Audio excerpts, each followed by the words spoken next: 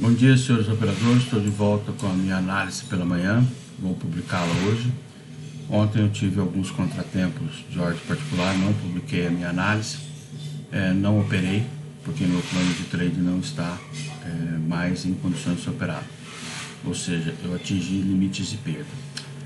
Então, vou fazer um novo plano de trade e farei a minha análise de mercado. Meu home office tem uma obra ao lado, os senhores estão escutando uma retirada de entulho, sem problema nenhum. A vida real é assim. Bem, na minha tela de negociação, aqui está a escalada dos últimos 3 dias do dólar, em função de mudanças econômicas bem significativas. Na minha avaliação, do modo que eu opero, do jeito que eu coloco a minha régua de negociação alavancada, ele verifica um movimento de estagnação após um determinado período de recuperação do preço do dólar em relação ao real. Então, nesse ponto, é possível verificar, nesse tempo de 1 hora, os 3 últimos dias, 4, porque eu não operei um, então acabo falando o contrário, e algumas mudanças de direção, tentativas de mudança de direção que prontamente foram rejeitadas, ou seja, suportes mais altos, né? Então aqui houve um suporte, segundo suporte, terceiro suporte. Dentro da nossa métrica, que eu verifico o mercado, houve uma formação bem significativa aqui de um topo, porém esse topo foi muito brigado aqui num determinado instante, principalmente na abertura do mercado, no leilão, né? Essa faixa dupla aqui, ela é muito significativa porque ela leva o preço a um patamar bem diferente dos preços anteriores. Então aqui tem uma bandeira, um triângulo, né?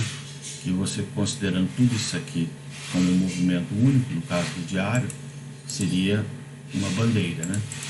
E ali aquela triangulação, ela não confirma a bandeira porque a bandeira ainda está em formação, e aqui nós temos só a piercing line, que é essa situação que eu mencionei. O leilão fica extremamente forte, o mercado abre, vem abaixo, faz um fundo, porém ele fecha num preço intermediário, refletindo os movimentos anteriores. O movimento anterior, em 2 dias anteriores, né, verifica-se aqui a mesma briga do leilão, porém aqui um gap muito forte entre encerramento do dia, né, aqui, e nesse daqui, abertura do dia. Então vocês veem que há um gap, já 3 gaps seguidos, né? Primeiro, segundo, terceiro.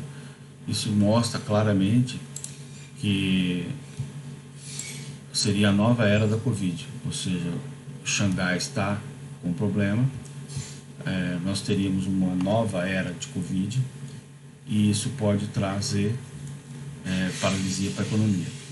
Só que dessa vez, em vez do crescimento pleno, ela é em estagnação e estagflação, ou seja, inflação no primeiro momento, que foi o resultado da primeira Covid, e agora estagflação, ou seja, falta de crescimento com inflação, que é um conceito econômico muito grave e que aconteceu no mundo poucas vezes. E quando acontece, o juro e as nações, com seus títulos de dívida, passam a ser os grandes portos de atracagem de capital. Então hoje você busca empresas, foram buscadas nas últimas décadas, né, desde a crise de 2008, e essas empresas viraram valores de crescimento inimagináveis. Até 2, 3 anos atrás, empresa que valesse $1 trilhão. Então, nesse ponto, foi inflacionado o valor do patrimônio. Se houver menor crescimento, a primeira situação foi na primeira Covid, agora nós temos a segunda Covid, que se ela criar uma abrangência gigante da China, pode levar a essa situação de cenário 2 Covid, nova era da Covid, uma Covid que paralisa o mundo em determinados momentos e cria um caos na organização corrente. E esse caos ainda tem um outro fator, que é o cheiro de pólvora, né? Que é essa briga entre Rússia e Europa.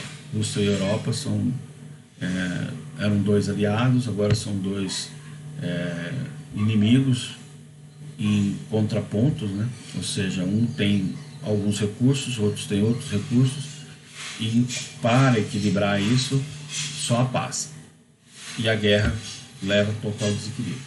Bem, então o real, mesmo com a situação das commodities, que é uma sazonalidade anual brasileira, que é período de safra, grandes exportações, quando ela está valorizada, entra muito dólar no Brasil, independente de qualquer outra movimentação, são dólares de comércio exterior. Eles entram para empresas americanas que são dominantes, né, no mercado marítimo, né, de comercialização além mar, né, pega do produtor, leva para o porto, paga os insumos que o produtor usou, porque nós usamos muitos insumos importados para a produção de grãos. O maior insumo que nós utilizamos são os naturais, né, terra, água e sol, porque nós temos vantagem comparativa com os outros países.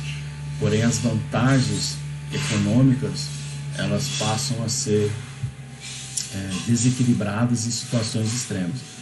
Ou seja, insumo caro, produto caro, equilibra-se o preço, tem-se lucro, um lucro maior, porque são lucros sobre volumes de produção bons e volumes altos de valor de produção.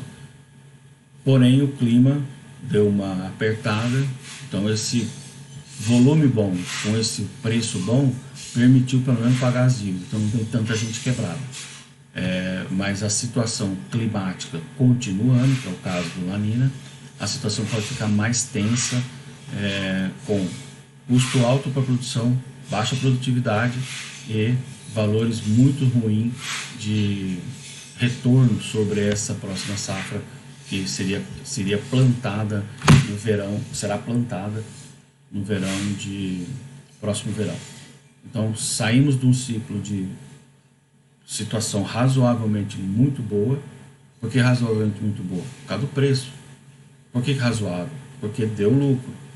Por que saímos dela? Porque o clima continua nos enfrentando, nós continuamos enfrentando um clima de produção inadequado no próximo plantio, com os custos elevados. Então, a próxima colheita talvez não cubra esses custos, porque a produtividade pode ser prejudicada e a colheita não seja suficiente para permitir esse grande crescimento econômico que o Brasil vê toda vez que há super safra e super preço.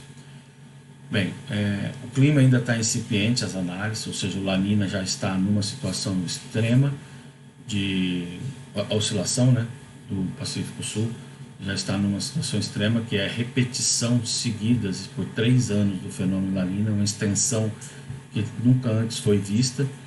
Então, são situações quadridecadais, né? Ou seja, a cada 40 anos, essa movimentação ela tem uma significância.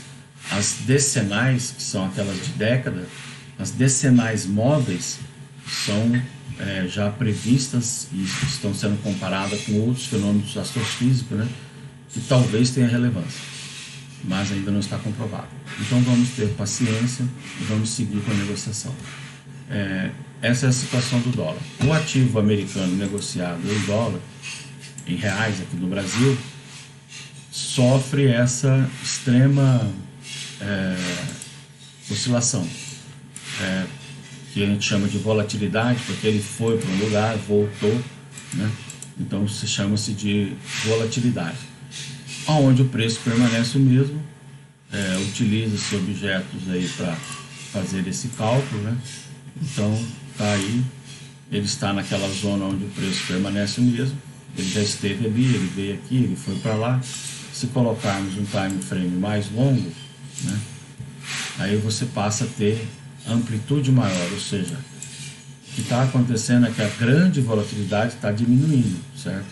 Então essa volatilidade grande que está diminuindo no tempo mais curto, no caso aqui desde o começo do ano, né, que nós vamos colocar aqui agosto de 21, se você pegar um ano, a volatilidade de um ano, que é maio do ano passado, ela está maior do que a que está agora, certo? Então a volatilidade ainda ela está reduzindo. Aqui é crescimento, aqui não é volatilidade, tá? Cresceu, chegou num determinado ponto, retraiu, que é uma extrema volatilidade. Aí essa extrema volatilidade, se você pegar pontos de suporte, você não pode considerar a volatilidade daqui para cima, aqui é o mais e aqui é o menos, então a volatilidade é maior ainda. Então nesse caso aqui, o cálculo da volatilidade teria que vir desse suporte baixo para esse suporte alto, e ele continua no mesmo lugar, tá?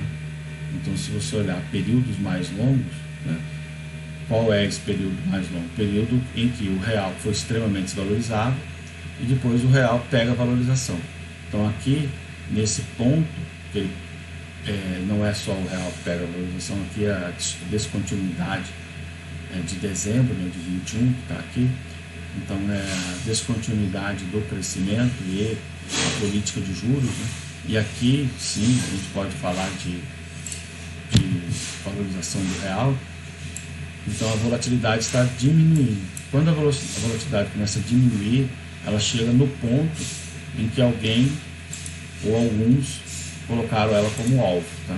Então opera-se as bandas da volatilidade até ela estabilizar. A partir do momento que ela estabiliza, realiza-se aquela situação que se tem interesse, né? Se você está protegendo o capital, você vai parar de proteger porque está estável. Você vai para um outro ativo mais volátil ou fazer um outro tipo de proteção. E aí você vai buscar aquela proteção para buscar o seu retorno, que eu mencionei no crescimento, né, que é a fase de crescimento, que as grandes empresas passaram a valer uma fortuna gigantesca. Então elas passam a ser alvo de desinteresse de novos investidores, ou seja, não vou comprar porque está muito caro. E aí vai-se para os títulos e para os juros, e acontece aquela situação de ancorar capital em dívida de países que são mais estáveis. Bem, aqui na situação do nosso índice, verifica-se a mesma situação, né? O ponto que eu tinha mencionado já em outras análises, com base nesse contrato, não com base no índice todo, eu não tenho interesse em verificar as ações brasileiras além do contrato mais volátil. Então eu verifico elas com base no mercado de capitais dólar real dos últimos dias, ou seja, no caso esse contrato aqui ele ainda tem um prazo ele vai vencer na metade do mês que vem, o contrato do mini índice, e o contrato do dólar mais volátil, mais líquido, que é o contrato do mês corrente.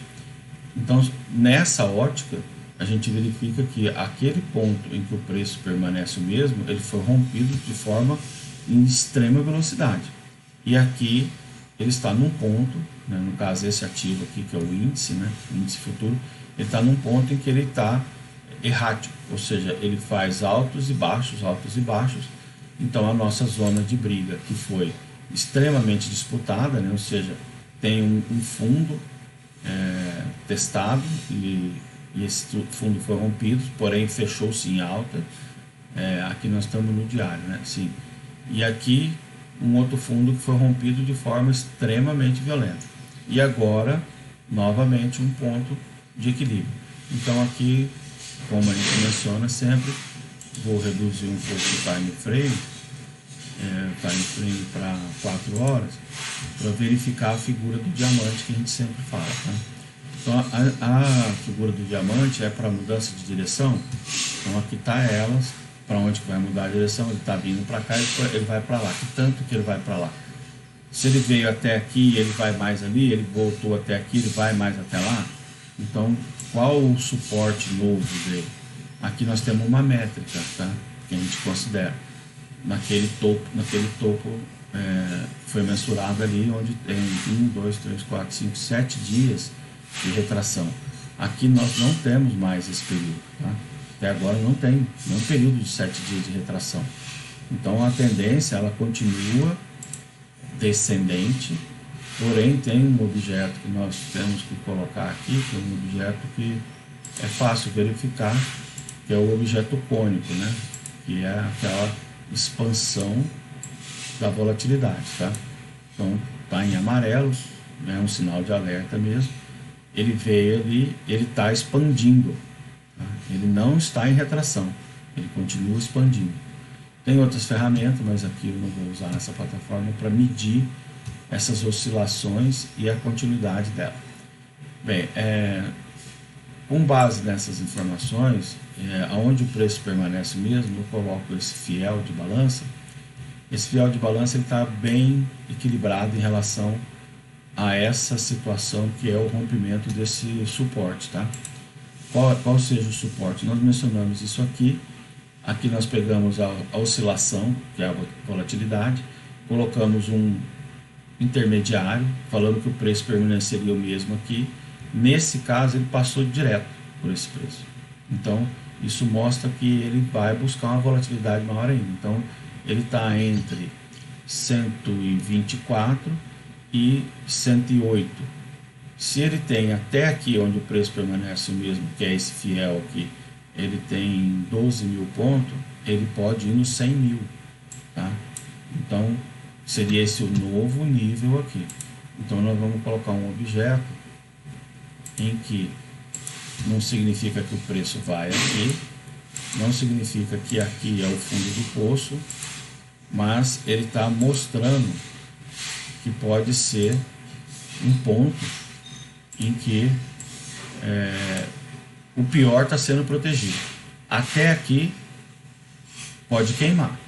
Daqui para frente destrói a condução, a famosa parede de fogo, tá? Então, a partir daqui, o condutor, ou seja, quem está conduzindo essa nave aí, esse veículo, né?